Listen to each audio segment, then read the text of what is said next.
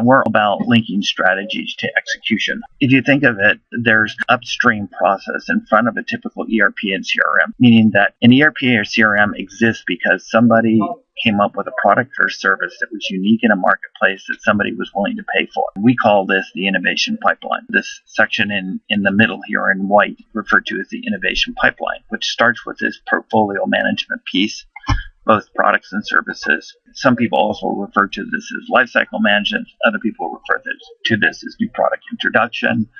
Whatever terminology you want to use on it, we call it the innovation pipeline. We fit upstream from the typical CRM marketplace and ERP, where essentially before the product is ready for the market or service as it's being put together.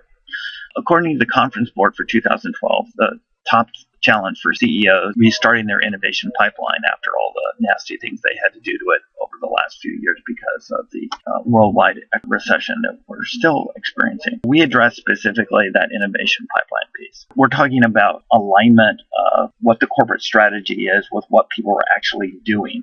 I talk to executives a lot, and they always tell me, we had this great strategy. And I ask them, well, how's it going? And they go, well, we don't know, because they don't have any feedback loop that tells them how well the strategy is working. And I talk to the people on the bottom, and they say, what strategy? So a lot of this has to do with communicating strategy downward and also getting input from the execution of that strategy back up to the people who are doing the strategy, shift their strategy based on how well it's rolling out or the objective, the obstacles they're finding in the marketplace. And we do that in a number of different ways. We start with the whole area of portfolios and what is it that the actual company should be doing. They had original product and the service. A group of people out there in the marketplace decided that this was cool and they wanted to spend money on it. But to make an ongoing concern, you have to have more people who are going to buy your product.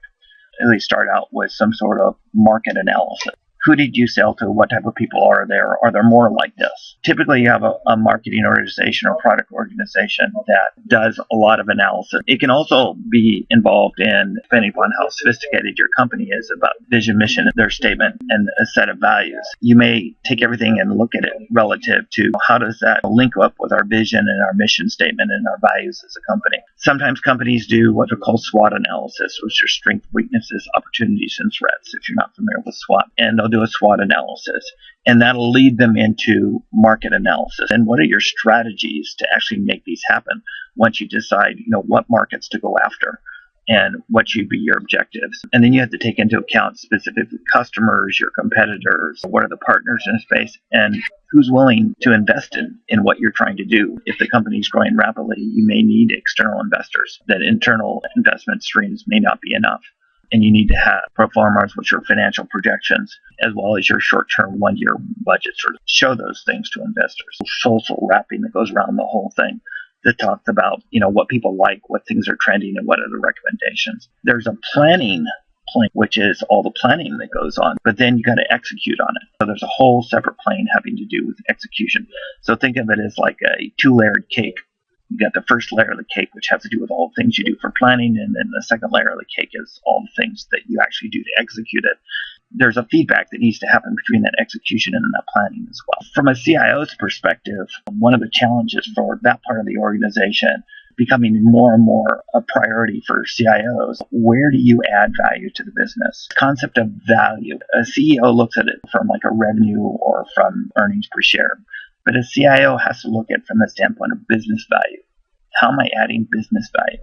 More and more of it has to do with the customer, where the customer used to be a long way from the CIO. It is now a front door. They're running e-commerce sites. They're running help desk sites, which are directly used by customers. They have to be a part of the whole customer experience solution, and they have to understand how they add value. We also incorporate with a higher level concept beyond the innovation gap. Most people, when they think about innovation, they think about research and development. Those are the people who do innovation. I'm familiar with Robert Kaplan's work on strategy maps. He's brought this whole concept of value creation. You've probably heard of the value chain, which usually refers to supply chains methodology, but this concept of that every place in your company should be adding value to the business. This strategy map that I show here in the middle is an example of the value creation map. This gives you a way to holistically look at the entire organization and look at where are you creating value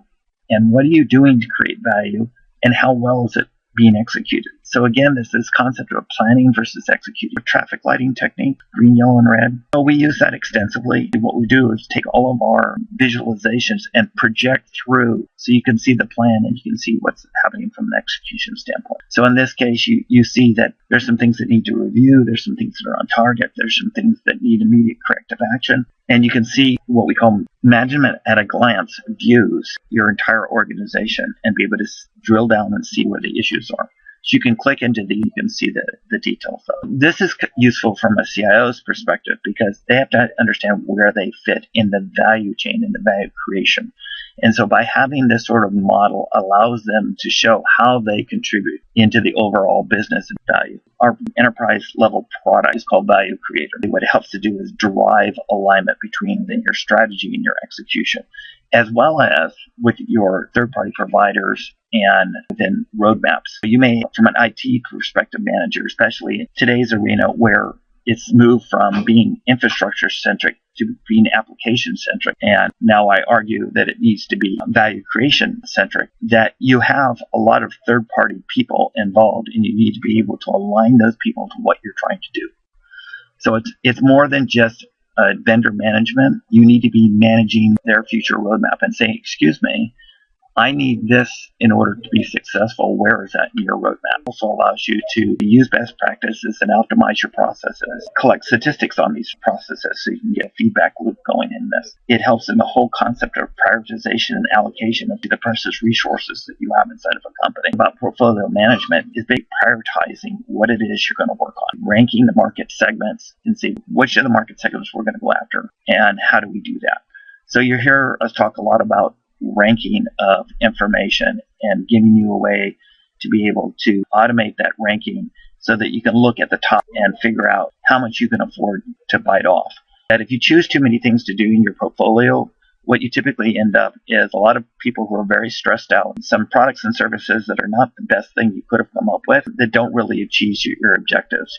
So you need to be really sharp with your cutting edge when you're doing your portfolio to make sure that you actually bite off no more than you can really chew, because it really has a demoralizing effect on your staff when they're just stressed beyond belief trying to get all the stuff done. And then you'll see a lot of stuff having to do with measurements and targets and how do you compare to that. We also have a survey tool which is built on top of Salesforce's Sites platform, which does surveying of customers, of employees, of suppliers, whatever you want to survey, we can do it. What we're trying to do is give a balance between stuff for executives and for employees. The executives want visibility of what's going on. They want to understand where they can help out, where they can make better decisions, get more information, make better decisions. How can they improve the profitability of the company?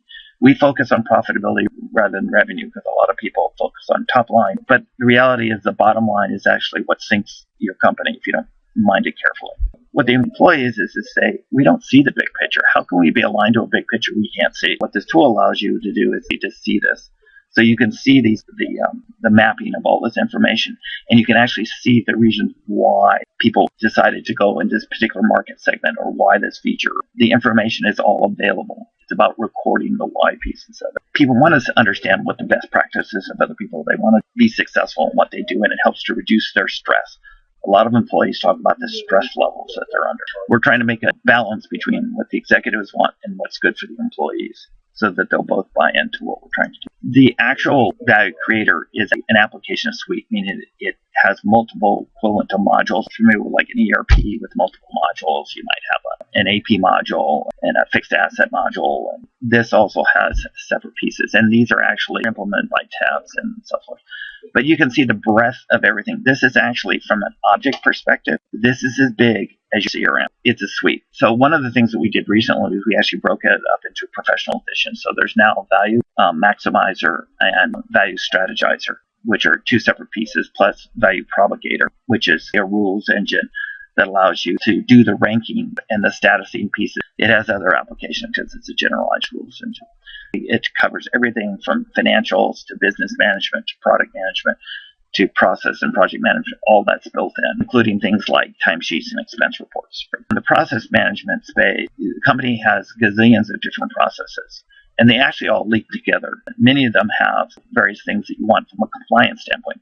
Not only do you want to make sure they execute, but you want to make sure they're executing to within normal parameters. So we have this, what we call this process hierarchy. So you can start with your corporate process map, for example, and then this concept of the balanced scorecard or the value creation map, strategic planning, and then the new product life cycle is all the way down here. You notice that the traffic lighting, the green and the yellows are projected through this. So you can see what the plan is, but you can also see what's happening with the execution of the plan. Some of the project management pieces. We also go down as far as supporting agile methodology. So this is a storyboard for an agile sprint. This is sprint number 3. That's implemented. So we can run agile as well as traditional waterfall. So you can also have more of a Gantt view, both from project and resource. You can get those views as well. But people sometimes get it mixed up with project management. That's only like a small fraction of what we do. And almost every financial force, for example, has a project object inside of it as well. It's just one of the pieces that you need to run a business.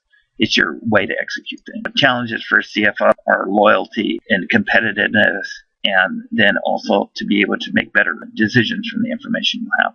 With the due diligence stuff at the top, looking at how you compete against other people in the market, with the ability to see the decision-making information, be able to execute and get feedback on how well it's executing. We believe that we're in line with what the CFO has as a challenge, that we do pro forma type financial planning. One of the things that most financial systems can't do is to do project or program or product-based budgeting.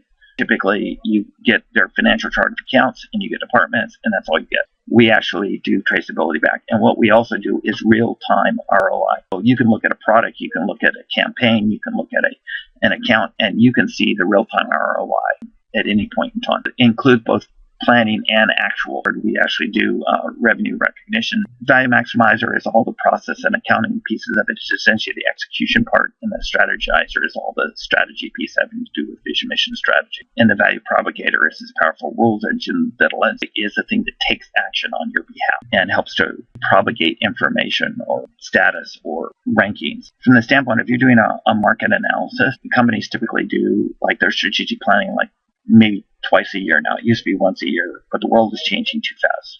Even twice a year, most people will acknowledge is too slow, meaning that things happen in the market and you got to start dealing with them now. You can't wait until 6 months from now if you just finish your strategic planning process and all of a sudden the world changes on you. And so what this allows you to do is to put all that information in there, and as somebody updates it, it may re-rank a market and tell you that you've got a market that's going down and you don't want to be doing business in that market, but you have another one that's going up faster, and you need to be in that elevator going up rather than the market that's going down.